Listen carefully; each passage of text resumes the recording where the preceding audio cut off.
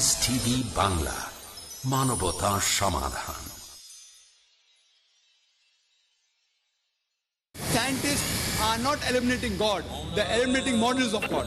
You learn Sanskrit, go back to your scripture, go back to your Vedas and realize that God is one. Division in Islam is prohibited. We understand the concept of God in Hinduism. Quran is the most positive book. Every day, more than 3,000 fetuses are being aborted in India after they identified that they're females. According to the statistics of 1996, US Department of Justice, 2,713 women are being raped every day. Every 32 seconds, one woman is being raped. I've been raped in US till the time I'm here. Islam has the solutions to the problems of the West. اقرأ أخيا ورتل القرآن اصبح بصوتك اسمع الأكوان اقرأ كلام الله داوي نفوسنا لنحس في أعماقنا الإيمان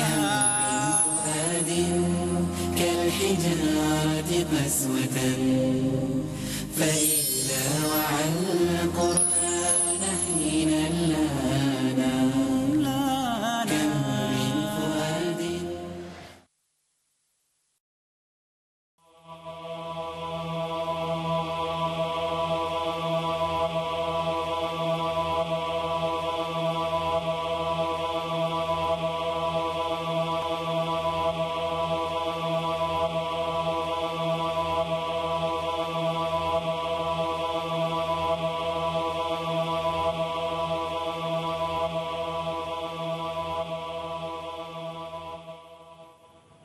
আসসালামু আলাইকুম ওয়া রাহমাতুল্লাহি ওয়া বারাকাতুহু। আপনাদের সবাইকে স্বাগত জানাই 10 দিন ব্যাপী ইসলামিক সম্মেলন এবং প্রদর্শনীর 8ম দিনের সন্ধ্যার আয়োজনে। আমরা আজকের পর্ব শুরু করছি কিরাত দিয়ে। কারি শেখ সালাহ আব্দুর রহমান আল বুখায়াতের, তিনি ইউএই থেকে এসেছেন।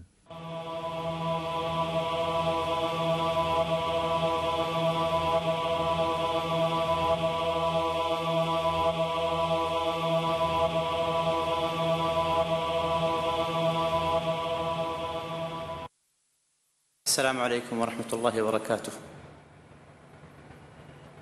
أعوذ بالله من الشيطان الرجيم. بسم الله الرحمن الرحيم.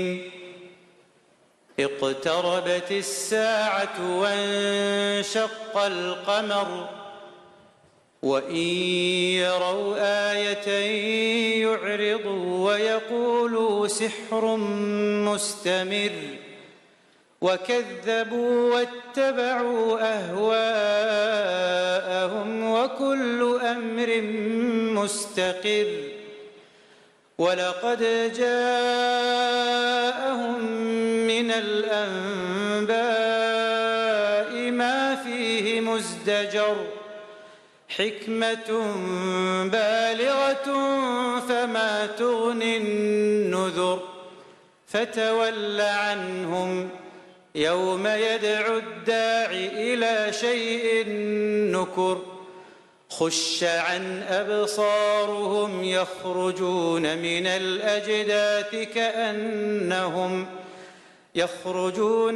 الأجداث كأنهم جراد منتشر مهطعين إلى الداع يقول الكافرون هذا يوم عسر كذبت قبلهم قوم نوح فكذبوا عبدنا وقالوا مجنون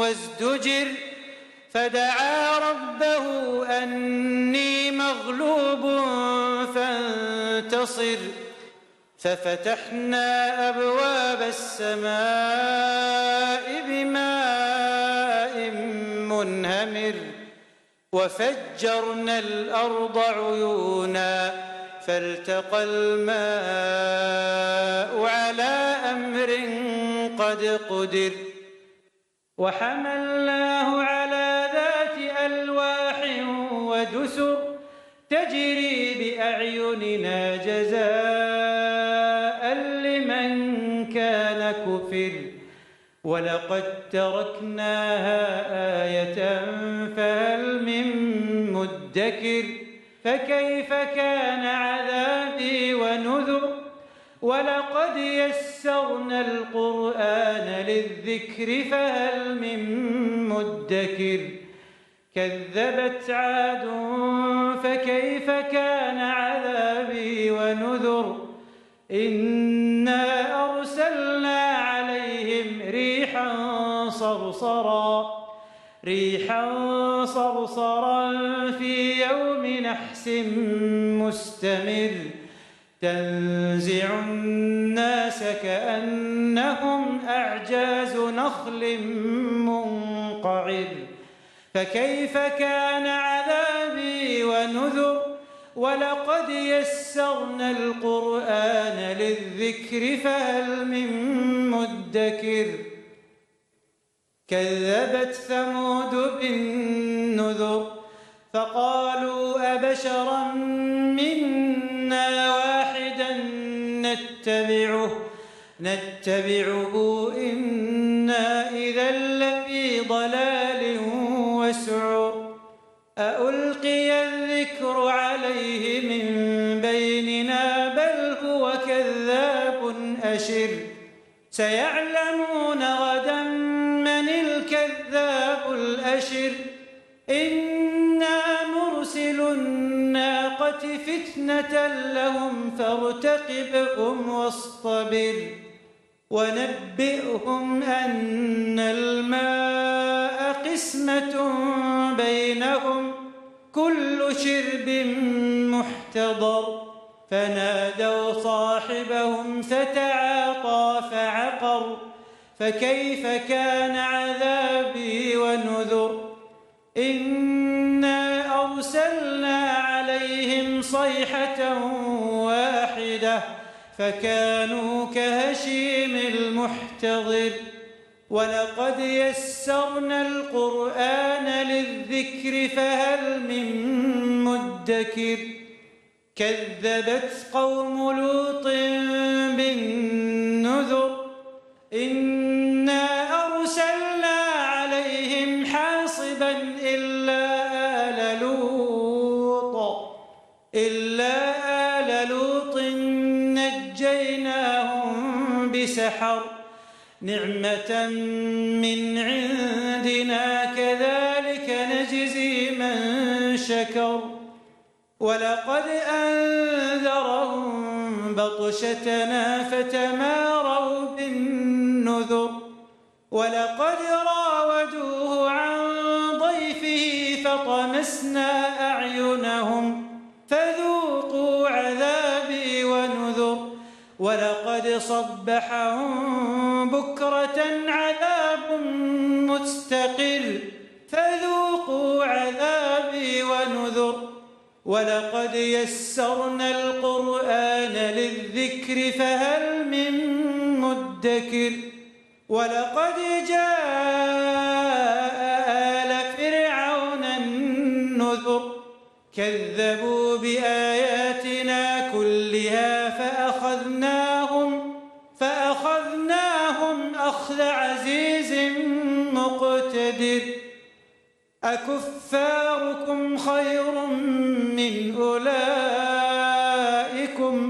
أم لكم براءة في الزبر أم يقولون نحن جميع منتصر سيهزم الجمع ويولون الدبر بل الساعة موعدهم والساعة أدهى وأمر إن المجرمين في ضلال وسعر يوم يسحبون في النار على وجوههم ذوقوا مس سقر إنا كل شيء خلقناه بقدر أمرنا إلا واحدة كلمح بالبصر ولقد أهلكنا أشياعكم فهل من مدكر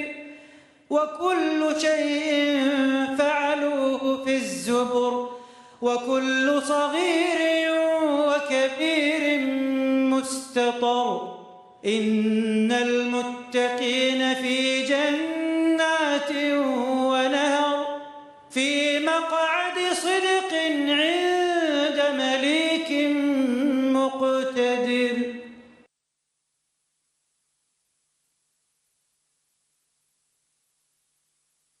জাযাকাল্লাহ শেখ বুখায়াতির।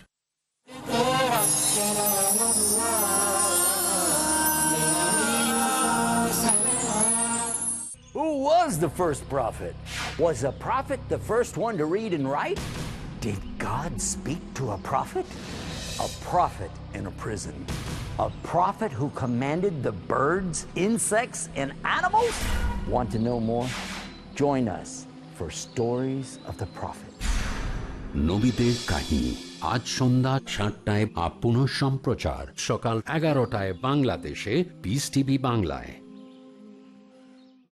শাইখ আব্দুর রাজ্জাক। কালের কসম, নিশ্চয় মানুষ ক্ষতির মধ্যে নিমজ্জিত। খুঁজতে হবে বাঁচার উপায়। বিড়ি, তামাক, জর্দা, সিগারেট, গরু, এগুলি সব নেশাদার দ্রব্য। করতে হবে ইবাদতের হক আদায়। প্রত্যেক যে খেলাতে টাকার হার জিত থাকে সেটাই হচ্ছে জুয়া। পিতামাতার সাথে অবাধ্য চলা, পুরুষের বেশ ধরা, নারী এটা হচ্ছে অশ্লীল কাজের চাবি। আল্লাহর কাছে অপছন্দ কাজ নষ্ট করতে পারে আমাদের ঈমান। দেখুন কিছু নিষিদ্ধ আমল প্রতি রবিবার রাত 11:30টায় পুনঃ সম্প্রচার বিকেল 4:30 বাংলাদেশে পিস টিভি বাংলায়। সৃষ্টিকর্তাকে জানার জন্য ইসলামের হুকুম সমূহ মেনে চলার গুরুত্ব কি, ভালো মন্দের মাঝে তফাৎ করার জন্য চেতনা দিয়েছেন, আল্লাহর শরীয়তের বাইরে যাওয়ার সুযোগ দিয়েছেন, মানবতাকে রক্ষা করার জন্য আল্লাহ সুবহানাহু ওয়া তাআলা তিনি ইসলাম দিয়েছেন। এটা অনুসরণের ভিতরেই মানুষের কল্যাণ নিহিত রয়েছে। ইসলামই একমাত্র রাস্তা। প্রত্যেক ব্যক্তি জন্মগ্রহণ করে ইসলামের উপরে। মুজাফফর বিন মুহসিন, ডক্টর আব্দুল্লাহ জাহাঙ্গীর, শেখ শাহিদুল্লাহ খান মাদানী, আহমদুল্লাহ বিন মোহাম্মদ দেলবর হোসেন, হারুন হোসেনের উপস্থাপনায় ফিতরতের দাবি মানুষ ধর্ম মানতে বাধ্য। আল্লাহ সুবহানাহু ওয়া তাআলার কাছ থেকে ইসলাম আমাদের কাছে এসেছে। ধর্মের মধ্যে ইসলামে আল্লাহ মনোনীত দিন, প্রতিটি বিধান আল্লাহ তাআলা যেটা দিয়েছেন এটা মানুষের কল্যাণে।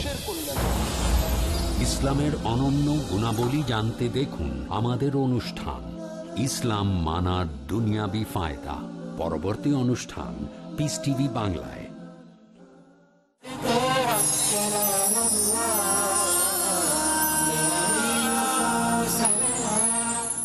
এখন আমরা কেরাতের অনুবাদ শুনব। অনুবাদ করবেন ভাই Jamal Richards, United kingdom London থেকে এসেছেন। ভাই জামাল।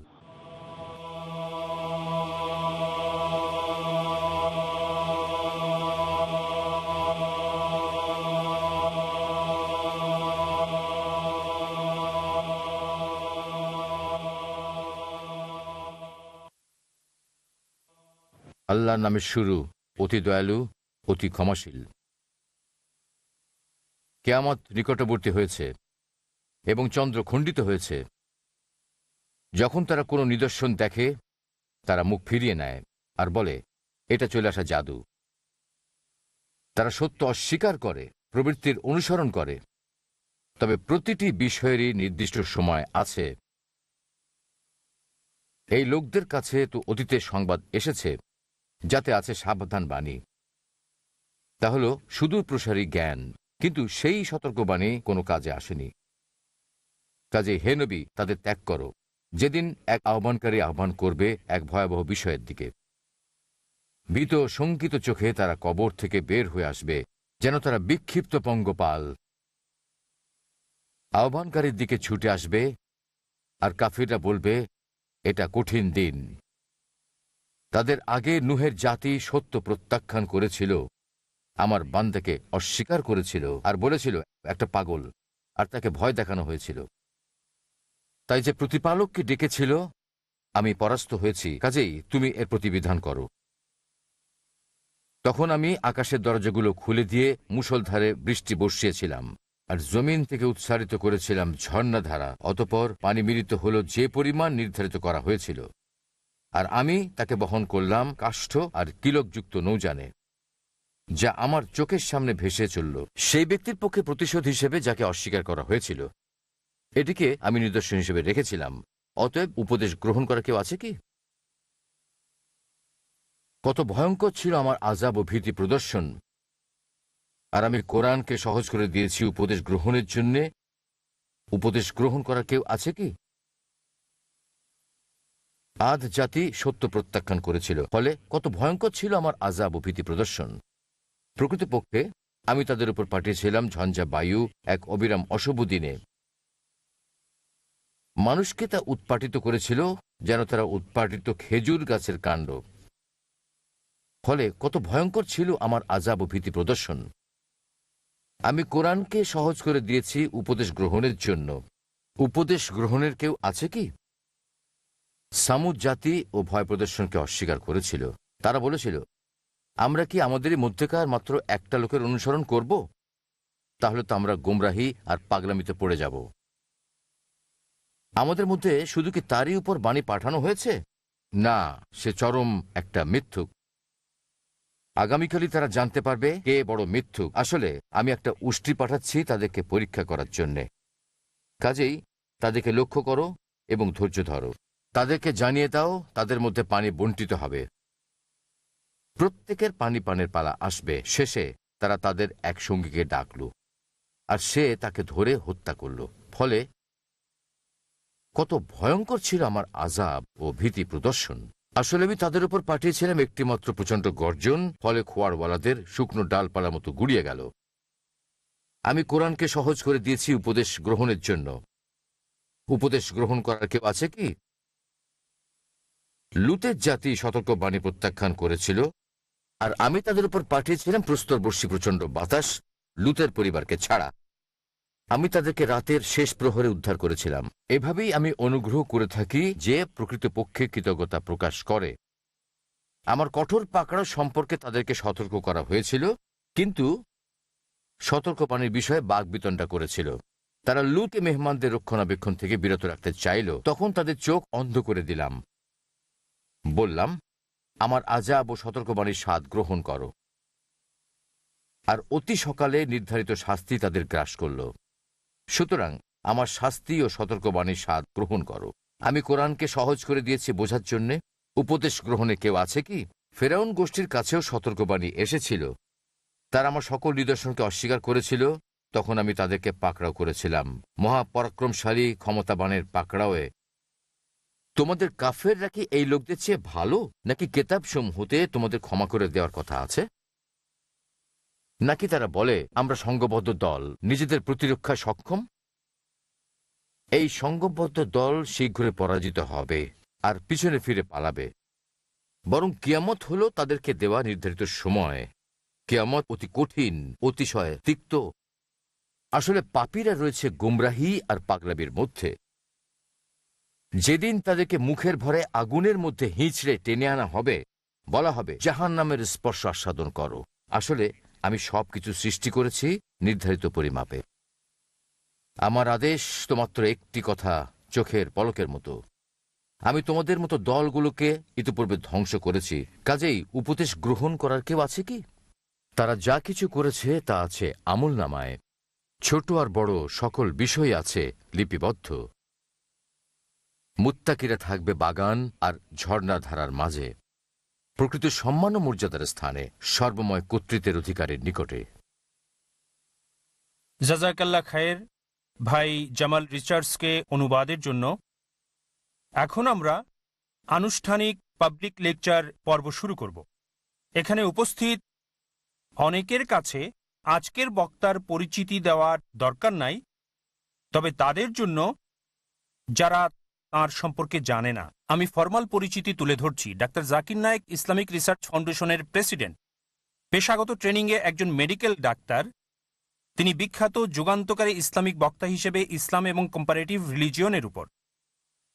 ডাক্তার জাকির ইসলামিক দৃষ্টিভঙ্গি তুলে ধরেন এবং ইসলাম সম্পর্কে ভুল ধারণা দূর করেন কোরআনের মাধ্যমে, সহিহ হাদিস এবং অন্যান্য ধর্মগ্রন্থের মাধ্যমে, পাশাপাশি কারণ, যুক্তি এবং বিজ্ঞানের তথ্যের মাধ্যমে।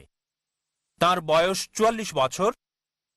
ডাক্তার জাকির পাবলিক লেকচার শেষে দর্শক এবং সমালোচকদের থেকে চ্যালেঞ্জিং প্রশ্নের গঠনমূলক বিশ্লেষণ এবং সন্তোষজনক জবাবের জন্য বিখ্যাত। গত ১৩ বছরে ডাক্তার জাকির ১৩০০রও বেশি পাবলিক লেকচার দিয়েছেন পৃথিবীর বিভিন্ন দেশে, যেমন USA, Canada, UK, Saudi Arabia, UAE, Kuwait, Qatar, Bahrain, Oman, দক্ষিণ Africa, Italy, Mauritius, Australia, Malaysia, Singapore, Hong Kong, Thailand, Guyana, south Africa, Trinidad এবং টোবাকো এবং আরও অনেক দেশে, পাশাপাশি অসংখ্য পাবলিক লেকচার দিয়েছেন ইন্ডিয়াতেও। তিনি সফলতার সাথে অনেক সিম্পোজিয়াম এবং ডায়ালগে অংশগ্রহণ করেছেন অন্যান্য ধর্মের বিখ্যাত ব্যক্তিদের সাথে। মরহুম শেখ আহমদ দিদাত ইসলাম এবং কম্পারেটিভ রিলিজিয়নের উপর বিশ্ববিখ্যাত বক্তা, এই ক্ষেত্রে একজন অগ্রগামী, যিনি ১৯৯৪ সালে ডাক্তার জাকিরকে বলেছেন দিদাত প্লাস। ২০০০ সালে তাকে একটা স্মারক উপহার দেন, যার মধ্যে লেখা রয়েছে, জাকির আব্দুল করিম নায়েককে পুরস্কৃত করা হলো দাওয়া ক্ষেত্রে তার অর্জনের জন্য এবং কম্পারেটিভ রিলিজিয়ন অধ্যয়নের ক্ষেত্রে। এবং তিনি আরও লিখেছেন, বাবা, গত ৪ বছরে তুমি যা করেছ আমার তা করতে লেগেছে ৪০ বছর, আলহামদুলিল্লাহ। ডাক্তার জাকিরকে সারা পৃথিবী জুড়ে ২০০রও বেশি দেশে অনেক আন্তর্জাতিক টেলিভিশন চ্যানেলে নিয়মিত দেখা যায়। তাকে আমন্ত্রণ জানানো হয় টিভি এবং রেডিও ইন্টারভিউয়ের জন্য। তার শত শত লেকচার, ডায়ালগ, ডিবেট এবং সিম্পোজিয়াম সর্বত্র পাওয়া যায় ভিসিডি, ডিভিডি এবং অন্যান্য ডিজিটাল এবং ইন্টারনেট মিডিয়াতে। পিস টিভি হল তাঁর চমৎকার এবং প্রফেশনাল ইসলামের উপস্থাপন সারা পৃথিবী জুড়ে মুসলিম এবং অমুসলিমদের মাঝে। তিনি ইসলাম এবং কম্পারেটিভ রিলিজনের উপর বই লিখেছেন। এর মধ্যে অন্যতম জনপ্রিয় হল কোরআন এবং আধুনিক বিজ্ঞান সঙ্গতিপূর্ণ নাকি অসঙ্গতিপূর্ণ, ইসলামে নারীর অধিকার রক্ষা করা হয়েছে নাকি খর্ব করা হয়েছে, প্রধান প্রধান ধর্মে ঈশ্বরের ধারণা এবং ইসলাম সম্পর্কে অমুসলিমদের বিভিন্ন প্রশ্নের জবাব। ভাই ও বোনেরা, আপনাদের সামনে আলোচনার জন্য গুরুত্বপূর্ণ বিষয় আল কোরআন কি বুঝে পড়া উচিত। আপনাদের সামনে আসছেন ডাক্তার জাকির নায়েক।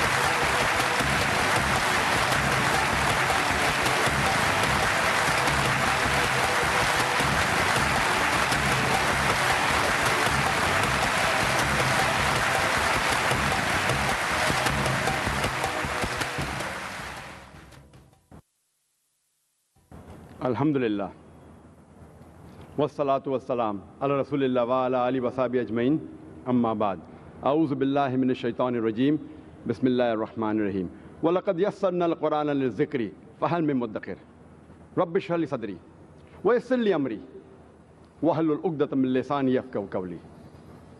আমার গুরুজনেরা এবং প্রিয় ভাই বোনেরা, সবাইকে স্বাগত জানাই ইসলামিক সম্ভাষণে। আসসালামু আলাইকুম ওয়া রাহমাতুল্লাহি ওয়া বারাকাতুহু। আল্লাহ সুবহানাহু ওয়া তাআলার দয়া, শান্তি এবং রহমত আপনাদের সকলের উপরে বর্ষিত হোক। আজকের সন্ধ্যার আলোচনার বিষয় হচ্ছে আল কোরআন, এটা কি বুঝে পড়া উচিত। পবিত্র কোরআন হচ্ছে সর্বশেষ এবং চূড়ান্ত বার্তা সর্বশক্তিমান আল্লাহর, আমাদের স্রষ্টার, যা নাজিল করা হয়েছিল সর্বশেষ এবং চূড়ান্ত নবী মুহাম্মদ সাল্লাল্লাহু আলাইহি সাল্লামের উপর। পবিত্র কোরআন হচ্ছে পৃথিবীর বুকে সবচেয়ে পজিটিভ বই। এটা হচ্ছে মানবজাতির প্রতি আহ্বান, এটা হচ্ছে দয়া এবং জ্ঞানের ঝর্ণাধারা। পথহারাদের জন্য পথ নির্দেশ, অস্বীকারীর জন্য সতর্কবাণী, সন্দেহকারীর জন্য নিশ্চয়তা এবং দুঃখীদের জন্য সান্ত্বনা। এটা হতাশাগ্রস্তদের জন্য আশার বাণী। কোরআন না পড়ে কোরআন থেকে এই সকল উপকারগুলো পাওয়া কিভাবে সম্ভব হবে? কোরআন না বুঝে কিভাবে সম্ভব? কোরআনের অর্থ চিন্তা না করে কিভাবে সম্ভব? আর কোরআন আপনার জীবনে বাস্তবায়ন না করে কিভাবে সম্ভব? আলহামদুলিল্লাহ, পবিত্র কোরআন পৃথিবীর বুকে সবচেয়ে বেশি পঠিত গ্রন্থ। তবে দুঃখজনকভাবে এটা হচ্ছে সবচেয়ে বেশি না বুঝে পড়া বই। কারণ অধিকাংশ মুসলিমই কোরআন পড়ে না বুঝে। এ কারণে মেনে চলা, উপকার পাওয়া, মুসলিমরা কোরআন থেকে যা পায় এটা কমে আসছে। কোরআনের সাথে মুসলিমদের সম্পর্ক কমে আসছে। চিন্তা করেন, একজন মানুষ কোরআনের সংস্পর্শে আসে আর অপরিবর্তিত থেকে যায়, হৃদয়কে নাড়া দেয় না, আত্মাকে নাড়া দেয় না, জীবন অপরিবর্তিত থাকে। কি এক চরম দুর্ভাগ্য এটা। ورتل القرآن اصبح بصوتك اسمع الأكوان اقرأ كلام الله داوي نفوسنا لنحس في أعماقنا الإيمان. كم من فؤاد كالحجارة قسوة فإذا وعى القرآن حينا لانا. كم من فؤاد كالحجارة قسوة. আসসালামু আলাইকুম ওয়া রাহমাতুল্লাহ। আমি মোহাম্মদ হাশিম মাদানী আর আপনারা দেখছেন পিস টিভি বাংলা।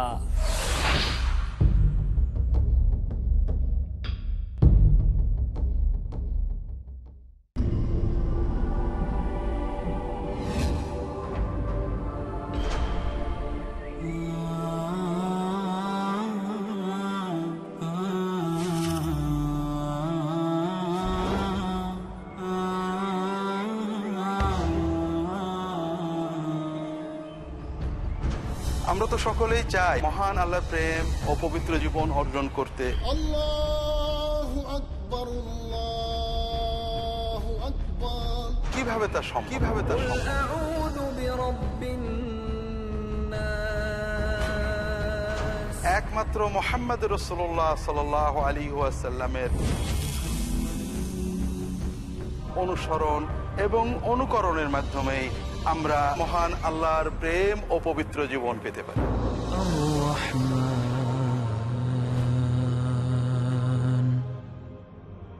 জীবনের সকল ক্ষেত্রে রাসূলুল্লাহ সাল্লাল্লাহু আলাইহি ওয়াসাল্লামের সুন্নাতে উদ্ভাসিত পথ ও পদ্ধতি জানতে তাই দেখুন পিস টিভি বাংলার নিয়মিত অনুষ্ঠান দারসুস সুন্নাহ।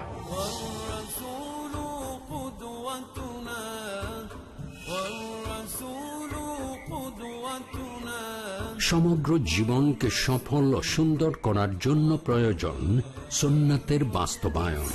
দেখুন দারসে সুন্নাহ প্রতি মঙ্গলবার রাত 8:30টায় বা পুনঃ সম্প্রচার সকাল 7টায়।